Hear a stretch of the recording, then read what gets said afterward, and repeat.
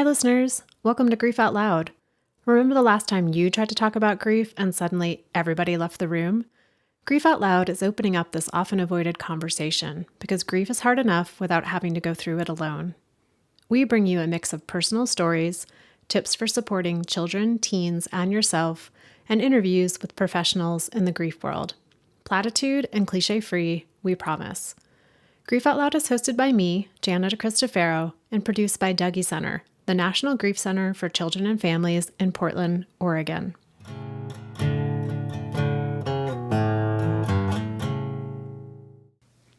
In Griefland, lots of groups of people are talked about as invisible or forgotten or overlooked.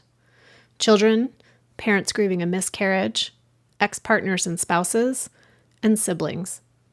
With children, at least historically, people thought and hoped that they would just forget the person and not be affected by their absence.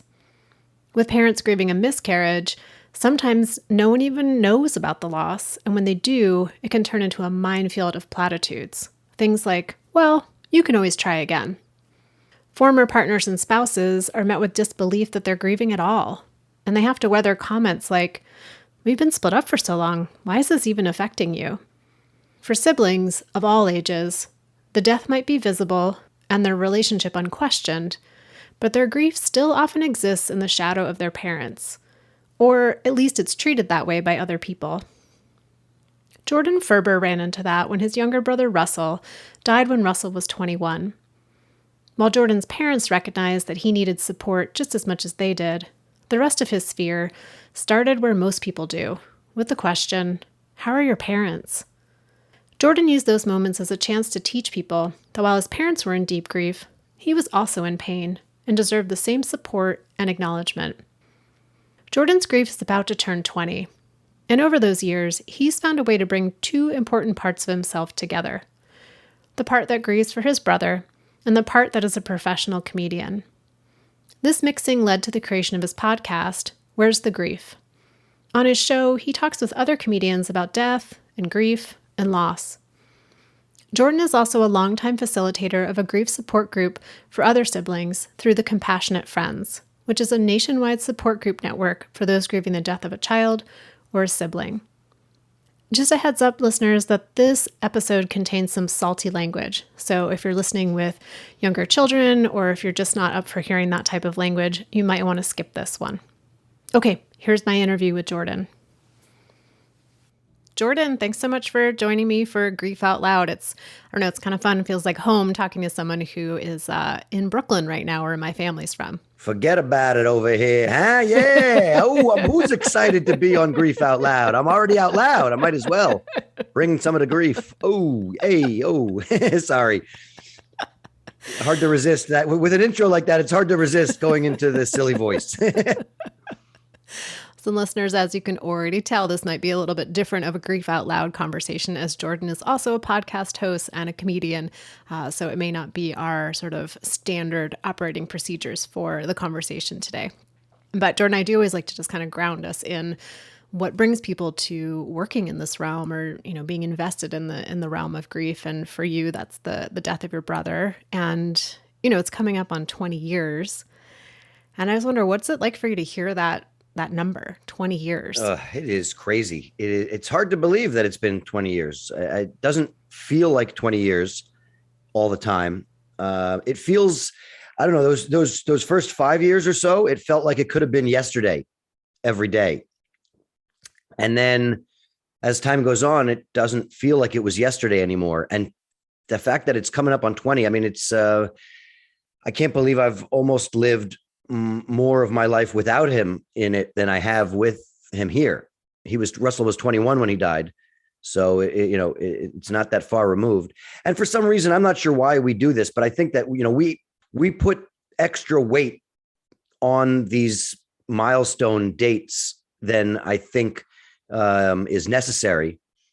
It's, how we mark time, it's weird to think that the 20-year mark will somehow be more painful than the 19-year mark.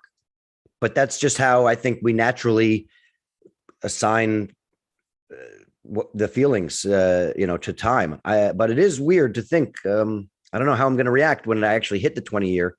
I feel supremely lucky that I have way more resources available to me right now than I did 15, 20 years ago. So I'm optimistic about how I handle it.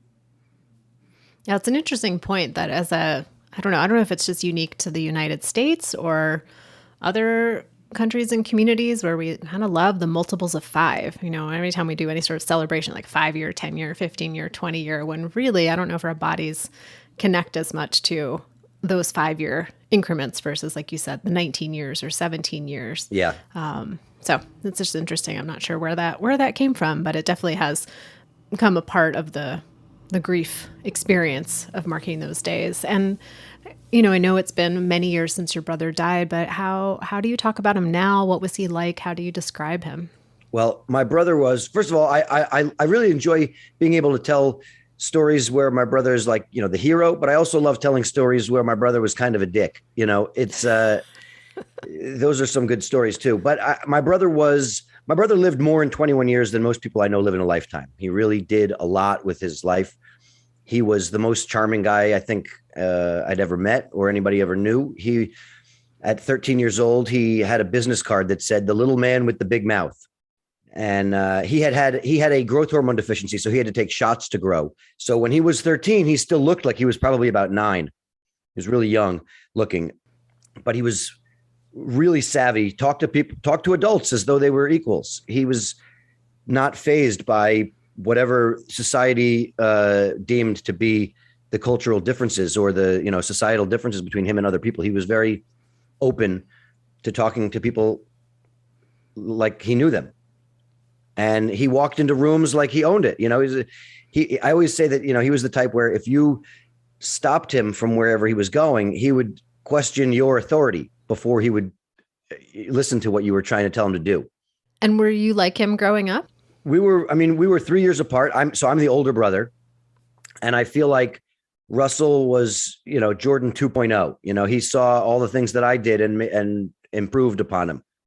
One of the stories I always tell is that, when he was 5 years old, somebody asked him what he wanted to be when he grew up, and he said 8, because that's how old I was. He was very much look up to me. But then as he got a little older, he definitely surpassed me in a lot of ways. I always feel like there was a point where I started living in his shadow rather than the other way around. There was, an interesting dynamic switch in a number of ways. I often talk about how, he was annoyingly good at just about everything. He was the type of kid that you taught him how to do something, and 5 minutes later, he was better than you at it, and would make sure he let you know too. He's definitely pointed out how much better he was than you at it after he just learned. So he was not humble in his accomplishments. He was not shy. We both come from the same mother. My mother does not have any opinions. She keeps to herself. And speaking of your family, how did people in your sphere respond to you and your parents when Russell died? Well, so one of the things, when you lose a sibling, it's really hard because a lot of the focus is on the parents. There's very little understanding of what I was going through. I think the sibling loss is often the most overlooked of the losses. When Russell died, the number one question I got was, "How's your mother?" Oh my God, your parents must be devastated. I was very lucky that my parents were hyper aware that my experience was different but parallel to theirs, and they really were very conscious of it. They really gave me my own space to do things the way that I did them, and I never allowed other people to say that to me without them understanding. I would always say, "Yeah, my parents are doing about. I'm guessing they're doing about as badly as I am." But it was really, I also don't think that my extended family had the same kind of reaction. It seemed to me like life went on as normal for them. There were a couple of weeks where they were able to be a part of the grief experience, but after a certain point, it felt like they didn't affect them the same way it affected me. And I found family events to be very, very difficult because those were the most obvious events that he wasn't there for. Those family events, he would be there, and everyone else's families were intact. I felt very alone and very isolated at a lot of family events. And I found it really hard to talk about what I was going through. That first Thanksgiving after Russell died, I was having a moment. I had to excuse myself from the table to have a little breakdown. And one of my cousins asked me, "What's wrong?" And it was hard to realize that I was going to have to probably be the spokesperson for my grief. And I've gotten better at that. I've made it my job at family events to bring up Russell, to tell Russell stories, to remind people that he was part of the family. And it was weird in the beginning, but I think I at least I've gotten over the embarrassment of it for myself. Like, I'm no longer fazed by it when other people in my family get weirded out by it. I just roll with it. That's what it's going to be. It's a them problem if they're uncomfortable. And you were in your early 20s when Russell died, and, seeing extended family kind of just move back into their lives. Who did you turn to for support, or who was there for you, if anyone? It's an interesting question. I really didn't have a lot of people specifically, but I did have a lot of people that were there. I mean, a number of people just didn't get it and drift away, but there were a number of people who didn't get it that at least made the effort to sit with me in the uncomfortableness of it. My parents started going to this self-help support group called the Compassionate Friends, which had a sibling group in the New York chapter when they started going, and they kept letting me know that group existed. It took me about 6 or 7 months before I went to a group, and about a year before I started going with regularity. But that kind of peer support from people who really were going through the same thing, who really got it, was one of the most helpful things. Also, comedy saved my life. Comedians are we expose our vulnerabilities to an audience. And sometimes the stuff that we want to talk about doesn't always necessarily lend itself to the comedy stage, but we're always trying to figure it out. So having a relationship with a lot of comedians who I met a lot of comedians right after my brother died, who that's the only version of me that they knew. They saw, they met the most broken version of me, I would say. And we're not judgmental, and were able to be open with me about things that they were going through, even though they were different. Some of them had substance abuse issues or mental health issues that were related to, things that were totally not related to loss or grief, but that were hard to talk about with people who listened, who cared, and who were not fazed by making inappropriate jokes about it. I also remember my best friend from college. He's not a comedian, but he's very funny and a student of comedy like I was as well. And he came out for the Shiva. He was here for that full week. And I remember one day there was just the two of us sitting around, and he looked at me and he said, "I just have one question. How long before we can start making jokes about this?" And I started laughing immediately because I understood exactly what he meant, which was, how long before we can talk about this the same way we talk about everything else? It's important to have that type of camaraderie and banter with someone who really gets you, who really knows you, who really gets you. And my friend knew my brother. He knew him. They hung out many times. So it was helpful to have some people that still had a connection to that part of my life. I wanted to go back for a moment to your experience with the Compassionate Friends and being part of the sibling peer support group. And, that it took a couple months before you went. And then you said it took a couple more months before you started going regularly. And do you remember anything about the first time you went to the group and kind of what you thought it was going to be like versus what it actually felt like? Yeah. First of all, it was like 180-degree difference from what I thought it was going to be versus what it has turned out to be. I initially went to the group because my parents kept mentioning it, and I figured, okay, I'm going to go. It won't be helpful, and we'll never have to talk about this ever again. And the irony is that I now run that group and they don't come. I remember that first group being a bit overwhelming. I don't think I spoke at all, but I do remember hearing people say things that I was like, okay, well, that sounds familiar. So, all right, maybe I'm not crazy for some of the things I'm thinking. All right, well, all right, I get it. And once I started talking there, it's amazing to me how much, sometimes it's emotional and overwhelming to talk about some of this stuff. But the more I talked about it, the more I got used to it, and the more normal it became. That whole idea of trying to find ways to talk about this the same way I talk about everything else, kind of, that's where the seeds for that were planted, in reality, because I was able to do exactly that. There was no judgment in that circle. It was a place where I could make a joke and people would laugh, or I could cry and people would put their arm. It was whatever version of me showed up at that group was always accepted. There was nowhere else in my life where I was able to really talk about what it was like to lose my brother without people trying to find a fix or trying to change the topic. It was really the first place that I started to find a vocabulary for even how I felt. I don't know if I had a real understanding of what my feelings were, how to put them into words, because it was so foreign. It was such an alien experience. I had no idea what that had felt like. And I had no way to talk about it because I had no vocabulary for it. So just finding a place where my loss was acknowledged and validated was huge. Yeah, it's a big topic of conversation, particularly in our groups for young adults who are like 18 to 40, of like, when do I bring it up and how do I bring it up? And, with meeting friends and new coworkers and just environments where not everybody knows that their person has died and they want to talk about it. And I think sometimes that's the magic of coming to a grief support group, because it's already on the table. You don't have to worry about like, when am I going to bring it up and how's it, you might still be like, how's it going to go? But it's like, oh, the whole reason I'm here is to talk about my grief. And there's like a bit of, relief in that, not trying to figure out where do I get this into the conversation. For sure. It's hard to find ways for it to be organic and not down a rabbit hole of the abyss, Right.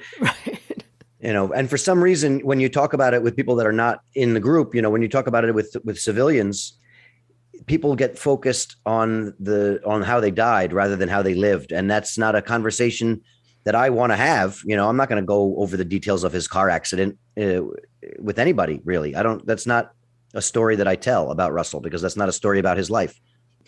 And I think in the beginning, it's really hard to recognize that we have the power to dictate how that conversation goes 100% of the time.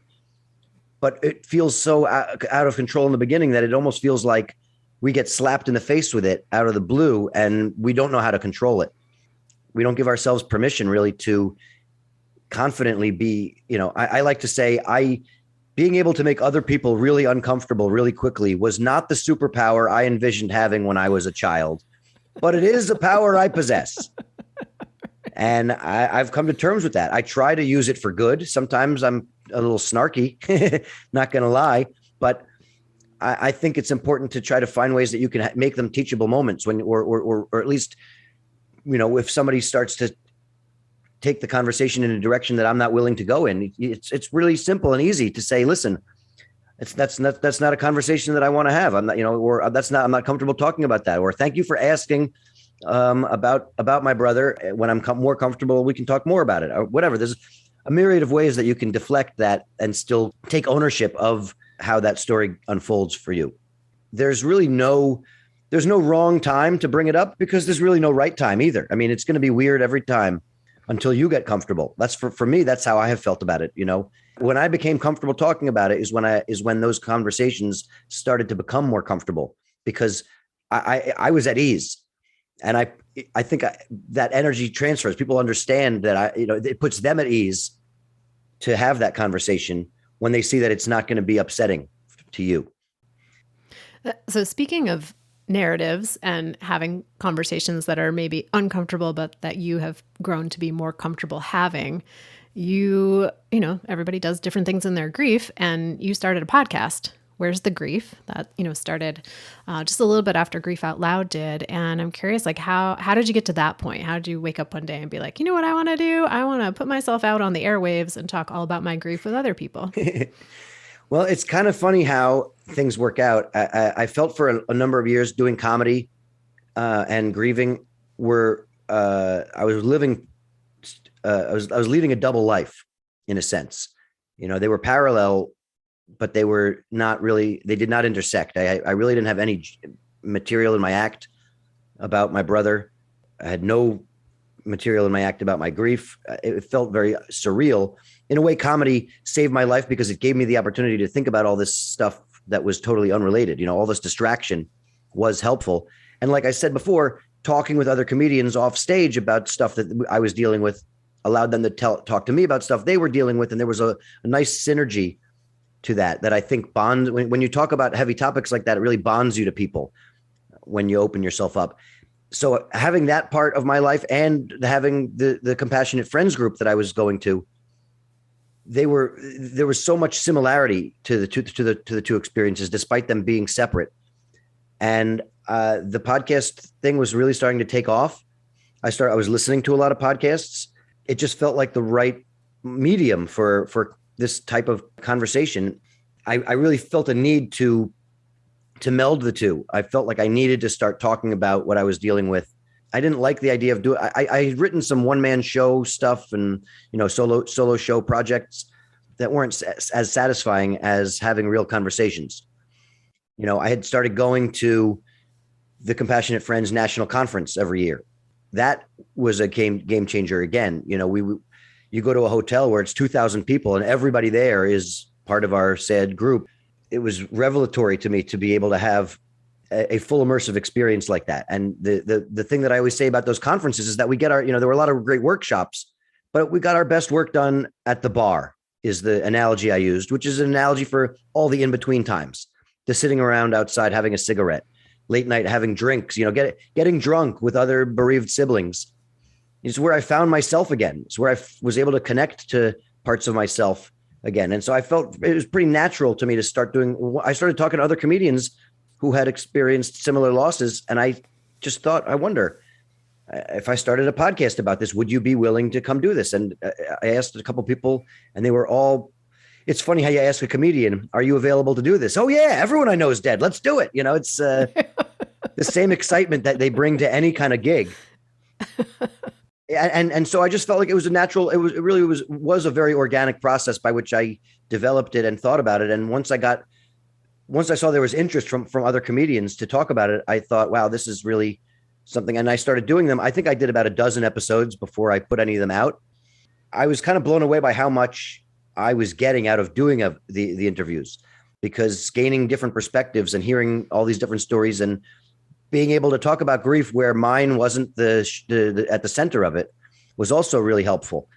I realized that doing the interviews was a means to itself. The publication of them, putting them out into the world and letting other people listen to them was all gravy. Like it was enough. I was getting enough out of it just by doing the interviews to keep doing them. Well, you mentioned earlier this idea that when you're talking with people who are grieving versus people who are not grieving, that can be a very different experience. And then also the idea of talking to comedians and talking to non-comedians can also be a very different experience. And I wonder, when those two things come together, like, what is it about talking with another comedian about death, about grief, that's different than any other type of conversation you might have with, say, someone like me who's in the grief world, but I'm not a comedian, or someone who's a comedian? Well, it sounds like from what you said, all comedians are in the grief world, so we'll just leave that part out of it. But what really stands out about that? I don't know. I don't think there is an answer to that will satisfy everyone. But I do think, comedians are, we're social commentators, we're the philosophers, we are in between every other element of entertainment. You start out doing comedy, and it's hard to make a living doing just comedy. You have to sort of divert. You have to do everything. So we're often doing so much by ourselves to begin with. I find grief to be such a individual and isolating experience. We each are going through it on our own. Even when we have support and people, what we are experiencing is unique to us. Nobody is doing it like us. Even my parents who lost my brother, their experience is completely different. Sets of siblings who have lost a mutual sibling have different experiences. I love comedy so much because the best comedy, you don't need to get the laugh to feel the connection. Sometimes, the bigger the topic, the heavier the topic, the bigger the laugh needs to be. But sometimes you can get an applause break just by telling the truth. And I think that when you go through an experience like that of loss, of really deep loss, the truth is all you have left. You need that. I seek out genuine connection with people. I think there's no substitute for having that type of genuine understanding and respect. Losing people is part of the human experience, and it is, we're none of us gets out alive. We all lose people along the way. The fact that society, in particularly in America, doesn't really allow for us to talk about it openly. I think it's sort of a taboo topic to talk about it. So it lends itself pretty well to comedy, I think. I have a joke in my act right now about how I'm doing jokes about mental health because comedy is the only place where you can actually talk about it. You can't talk about it with your friends. I go to a support group for bereaved siblings, and that's a great sentence that you can use if you ever need to get out of a conversation. Right. Well, and I was going back to what you said earlier of when Russell first died. It was like landing in a whole new, like on a whole new planet. You're not even sure what this atmosphere is or what to eat or what to drink or where it's safe to go or not safe to go, and didn't have words to express what you were feeling because you weren't even sure what you were feeling. And I think about expression, right? Like artists, the outcome of their expression is a painting or a drawing. And for comedy, the outcome is words, and your currency is words. And so I think there's something so powerful about comedians and writers and poets, and that they're able to take grief and give it voice, put it into words that other people read. And even if they didn't know what they were feeling, now they know what they were feeling because someone else gave voice to it. And I think comedy is just another way of that verbal expression that so many people can go, oh, thank you. That's exactly what I was feeling. I didn't know what I was feeling, and I definitely didn't know how to talk about it. 100%. Yeah, I think that's one of the things that comedy really does is it brings people together with collective understanding. Like, oh boy, I thought I was the only one. That's what I think that at its best, I think that some of the things that the best comedy, you can make the same point without the jokes, but the jokes make them go down a little easier. I think so many people are surprised when they come to grief support groups at Dougie Center or with compassionate friends, a little surprised and maybe a little unnerved by how much laughter happens there. That those jokes are happening in that environment too, because it's other people get it, and you're not having to be so careful about how we talk about our grief or about our people to like caretake for other people. And then that comedy just becomes a unifier in a way that I think is hard to replicate in outside situations. Yeah, I think comedy helps to really blend that genuine need to scream at the universe, but find a way to bring people over to what you're talking about. I find it sometimes it makes it easier for us to come to terms with whatever the difficulty is. There are no answers to a lot of this stuff, but feeling like it's a normal part of our existence for me has been a very helpful, really, thing to remind myself of. As hard as this is I'm not the first person to lose my brother. We're really only like 100 years away from a time when people were having 8, 9 kids and hoped that 3 or 4 of them lived to adulthood. So, it's crazy to think that we're looking at this stuff now, and finally giving voice to a lot of this stuff that was previously swept under the rug or just deemed, well, that's just part of life. And yeah, it is. And so is being sad about it. So is being upset about it. So is continually yearning for what can never be again. I think for me that it's important to acknowledge both sides of that. You said earlier too, that as comedians, you all are, public commentators, observers, philosophers. And I wonder, given the context of where we are right now in the spring of 2022 and having, gone through 2 years of a much more heightened awareness of grief and loss, both loss from death and non-death losses with the pandemic and war and all the things that are happening. And I just wonder, what has it been like for you, or what have you seen or heard in the comedy realm around this? It's like, in a weird way to me, it's like a bigger focus on grief and a not bigger focus on grief. I don't know if that makes sense, but that's been my experience of like, people are like, yeah, we're going to talk about it. No, we're not. Never mind. We're done talking about it. Yeah, it's like people want to talk about it, but not in depth. It's like, oh, we're going to mention the elephant in the room, and now we're moving on. I think that's for me. That's part of the human experience is looking at that at what's happening and trying to find a way to make it less scary. Because ultimately this the for me the experience of grief and it's so scary in the beginning because you don't know how to deal with it. You think, oh my God, I'm going to feel like this forever. It's hard to get out of our own way when that happens. I think being able to take a step back and realize that I'm one in a long line of people that this has happened to, and I try to be open to the possibility that tomorrow will suck less. And being able to talk to people about it has been the only way for me to convince myself that life will go on at some point. And with it being, almost 20 years since Russell died, what's one thing that you know now about grief that you're like, oh, I really wish I had known this back in my early 20s when my brother first died? Well, I wish I would have bought stock in Zoom. That's for sure. I think it's funny. People ask that question a lot, and I don't know if there's an answer because if I don't think I was. I think part of the hardest part about grief is that there are no shortcuts. Like, had I known any of the things that I know now 20 years ago, I would have dismissed it as bullshit. Or I wouldn't have been listening, or I wouldn't have been able to enact it. I talk about this in my group a lot about how there are a lot of concepts that I know and that I understand on an intellectual level that are really hard to enact on an emotional level. And this is like a thing that people say to you all the time. Oh, your brother wouldn't want you feeling this way. Yeah, really? No shit. Like, I chose this, but this is how I feel. And I'm going to have to deal with how I feel so that I can try to find a way onto the other side of it. But I'm going to acknowledge how I feel by saying, well, I don't want to feel this way. That's not okay. So I don't think that there was anything that I didn't know 20 years ago that I would have been able to do about it. It wouldn't have sped anything up, certainly.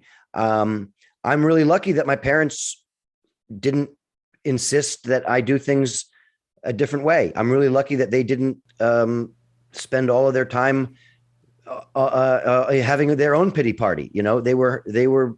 I was still very much at the forefront of their minds, still very interested in what I was doing, still very supportive of what I was doing, of my comedy career. They've been in my corner the whole time. There's a big thing where sometimes when a child dies, the parents go out of their way to create a shrine for that child. And then there's nothing that represents anything similar for their children who are still here. And it's like, hello. Yeah. I know people that I've met at TCF, at Compassionate Friends, who lost a child, and they go, I didn't even know they had other children. I'm really lucky that I had a lot of those things in place before Russell died, even that I had that relationship with my parents. So I don't know if there is anything that would have made a difference. Everything that I've gone through, I kind of fought against initially, and has turned, like, being the leader in the sibling group, like, it's definitely 180 degrees from what I thought I was going to be doing. And I'm not a kumbaya guy. I was never going to be a guy sitting in one of those circles talking about my feelings. I remember those first few meetings going to, thinking people were there for 20 years. And like, is that going to be me? That scared the crap out of me. I'm like, is that going to be me? I'm going to be sitting in one of these sad circles 20 years from now. That's not going to be me. Right. I mean, this is my life now? Jesus. And here it is 20 years later. That's what I'm doing. I'm running that group. And it's weird to think how much I've made it a cornerstone of my life, consciously. I've gone out of my way to do so. And I often talk about how, like, it's one of the ways that I managed to keep my relationship with my brother going. It's how I'm able to talk about it with frequency and with comfortability, is because I'm still there. And I'm also hyper aware that it's so important that this group continues to exist, because I don't know where I would be without it. And I don't go to a lot of meetings because I have to talk about my grief anymore. I go because I get to talk about a lot of that stuff, and I get to talk about my brother, and I get to help other people. I get to workshop some jokes here and there. Well, Jordon, I'm wondering for our listeners now who I'll put all this in the show notes, but for somebody who's, driving in their car right now or out for a walk and they just want to go find your podcast or find some of your comedy work, like where would people go to connect with you? Yeah, you can go to where'sthegrief.com if you are not internet or podcast savvy, but you can also find it wherever you get your podcasts. It's on iTunes, it's on Spotify, I'm on Stitcher, I'm on, so Android and Apple phones. You can follow me on Instagram and Twitter at Where's the Grief. I just started a YouTube channel as well. Pretty sure you can find it at Where's the Grief Podcast, or just my name, Jordon Ferber, spelled with an O, Jordon, Ferber. And I would be remiss if I also didn't mention my foundation. My family and I started a foundation in my brother's memory. It's called the Russell Ferber Foundation. We have a couple different beneficiaries of the fund, but our main one is a full 2-year scholarship in the pastry program at the Culinary Institute of America, where Russell went to school. And we do a big fundraiser for it every summer. It's usually the last Wednesday in June. It's going to be June 29th this year. This year is our 17th annual fundraiser. And you can go to russellferberfoundation.org to find out more about what we do there. And you can follow Russell Ferber Foundation on Instagram at Russell Ferber Foundation. Well, thank you so much, Jordon. And listeners, as I mentioned, I'll put all that in the show notes. I'll also link to the Compassionate Friends that we've talked so much about, the National Peer Grief Support Program for parents and caregivers who have had children die, and also for adult siblings who have had siblings die. They have about, I'm not sure what the number is right now, but there are hundreds of local chapters around the country, and their national website has a chapter locator on it. You could just put your zip code in there and it'll show you what chapters are close by and contact information for the people that run it, so you can find out more about how they're running their meetings right now.